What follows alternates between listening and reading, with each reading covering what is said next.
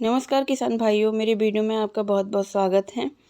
और आज हम जैसा कि आप वीडियो में देख पा रहे हैं, हम यहाँ चर्चा करेंगे संतरे की फसल में अधिक उपज लेने के लिए कौन कौन सी बातों को ध्यान में रखना चाहिए और आप किस तरीके से इसकी खेती अच्छे से करके अधिक मुनाफा कमा सकते हैं। इन बातों पर भी हम गौर करेंगे।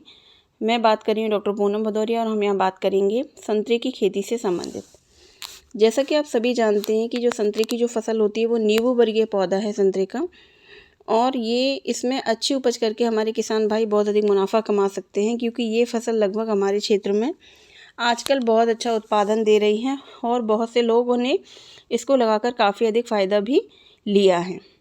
संतरे में अधिक फल लेने के लिए आपको किन किन बातों का ध्यान में रखना है, इन बातों पर हम चर्चा करेंगे। सबसे पहले सिंचाई का प्रबंधन बहुत ही अच्छे से किया जाए, पौधों को पर्याप्त धूप मिले तथा उचित मात्रा में पोषक तत्वों का होना भी हमारी भूमि में एक तरीके से हमारी जो संतरे की फसल है उसको बढ़ावा देते हैं। पौधे को साल में 2 बार अच्छी मात्रा में खाद दें और जब फूल आने वाले हों तब विशेष रूप से पौधों की देखभाल करें, जिससे हमारी उपज भी बढ़ेगी और किसानों को अधिक से अधिक फ़ायदा भी होगा। यहाँ हम बात करेंगे सिंचाई प्रबंधन या फूल आने के समय। जब हमारे संतरे के पौधे में फूल आने वाले हों उससे करीब 1 महीने पहले पानी देना पूरी तरीके से बंद कर दें या बहुत कम पानी दें। ऐसा करने से पौधा वानस्पतिक वृद्धि करेगा और अधिक से अधिक शाखाएं उसमें बढ़ेंगी, जिससे अधिक मात्रा में फूल आएंगे। फूल आने के बाद ही आवश्यकता अनुसार हल्की सिंचाई करें।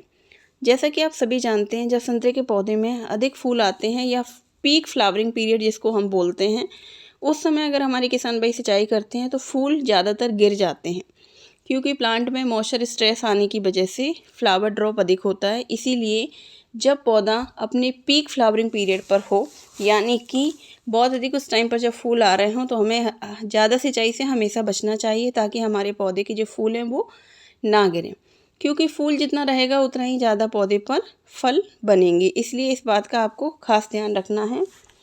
दूसरा, आपको क्या करना है, उचित मात्रा में खाद व उर्वरकों का उपयोग। संतरे के अच्छे विकास के लिए हर साल 200 से 250 ग्राम वर्मी कंपोस्ट या अच्छी सड़ी हुई गोबर की खाद जो भी आपके पास उपलब्ध है उसका आप उपयोग करें।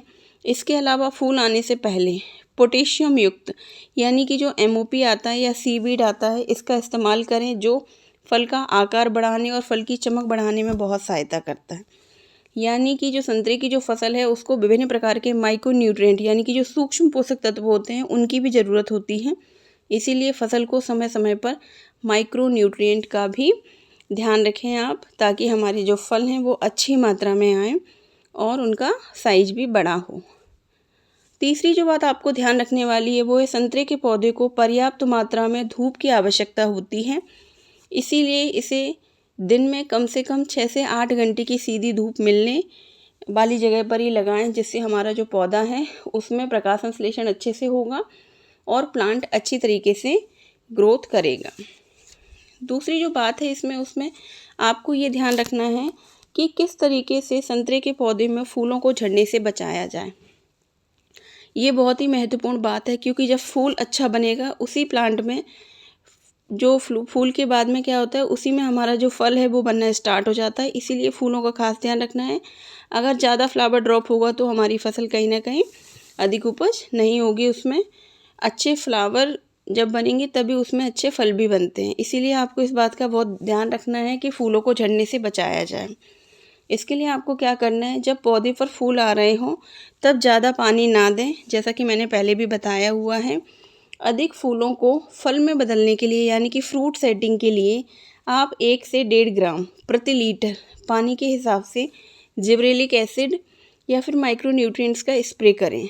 जिब्रेलिक एसिड जिसको GA3 बोलते हैं, इससे क्या होता है, अधिक मात्रा में प्लांट में फूल से फल बनने लगते हैं। इसीलिए आप इसका स्प्रे करें, या फिर माइक्रो न्यूट्रिएंट का आप स्प्रे कर सकते हैं।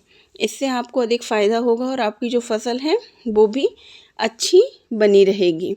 किसानों को एक बात का ध्यान रखना है, कई बार हम ये भूल जाते हैं कि हमें किस टाइम पर प्लांट्स में ट्रेनिंग ब्रूनिंग करनी है या किस तरीके से आप अपने बगीचे की देखभाल कर सकते हैं। इन बातों पर भी ज़रूर से गौर करें। दूसरी जो यहाँ पर सबसे महत्वपूर्ण बात है वो है सॉइल का pH, यानी कि हमारी जो मिट्टी है वो किस तरीके की होनी चाहिए।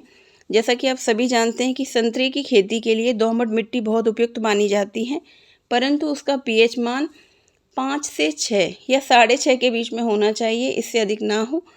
ये मिट्टी हमारी फसल के लिए बहुत ही अच्छी होती है। अगर आप चाहें तो अपनी मिट्टी का परीक्षण भी करा सकते हैं, जिससे हमको पता चल सके कि हमारी जो हमने संतरे के बगीचे लगाने के लिए जो ज़मीन उपयोग की है उसमें कौन कौन से माइक्रो न्यूट्रिएंट्स की कमी है, और उसको आप देकर समय से उसकी कमी को दूर कर सकते हैं और अधिक उपज ले सकते हैं।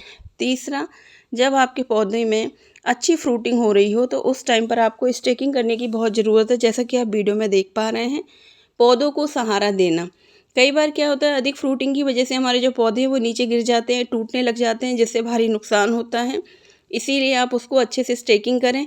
जैसा कि वीडियो में देख पा रहे हैं कि किस तरीके से पौधों को बांस के जो डंडे हैं उस पर बांधा गया है। Thanks for watching, share and subscribe to my